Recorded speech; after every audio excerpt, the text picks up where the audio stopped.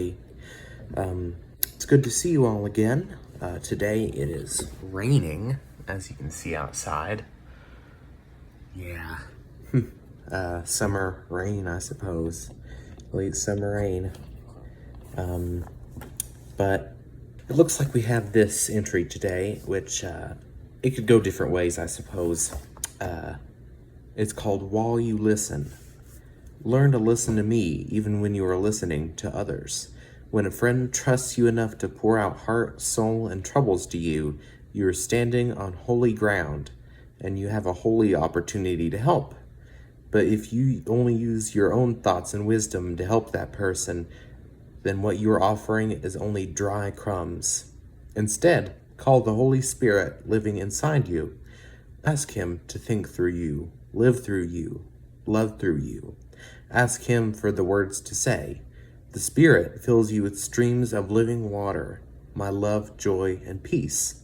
When you let Him control your listening and speaking, that living water flows through you to others. So listen to me while you're listening to others.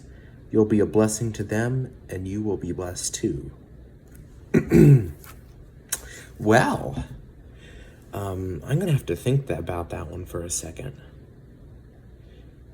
Now, I think the whole point of it is kind of not to overthink it. So, I guess that's kind of a paradox, but I like the thing it said about, you're pretty much giving out dry crumbs of advice if you're only giving it from your own views and wisdom.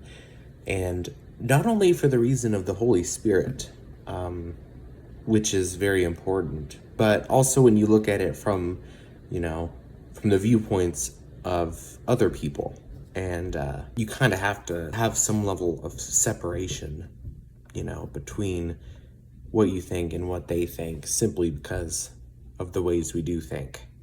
And with that, there's a quote that's something along the lines of, don't judge another person until you've walked the world in their sandals. I think that's what it is. I don't know whose quote it is, but it kind of resonated with me for that very reason, and that's kind of why I like this one. That's one reason why it's also important just to let the Spirit do the talking instead of other people, determining what you think and things along those lines.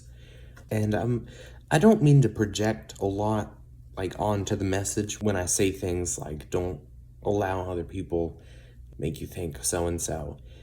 I don't mean to say that just because I'm a teenager myself, and I hope that's clear enough that this can apply to anybody and about any followers. And it's interesting because especially when you're a teenager, you're kind of learning the boundary between your social mask and what you really are, and your problems and the things other people don't know about you, especially in cases like with social media. And I want this to be a very honest and vulnerable channel, for people can open up and talk about things that are troubling them. I just want to make that clear, and that, of course, I try to read all my comments when I see them. I really appreciate what I've gotten so far in the responses. I'm trying to be, really open with what I say on here, just to make it a really genuine experience for everybody.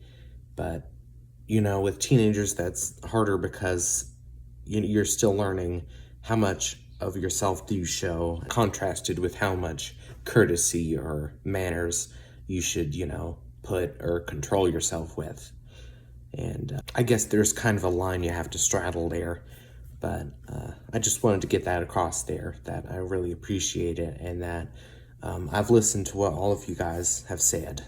And if we want guidance in life, we'll listen to the comments the Holy Spirit leaves for us too. It's probably not a very appropriate thing to say. I apologize. Thank you guys for being here once again. I'll see you tomorrow. Toodaloo.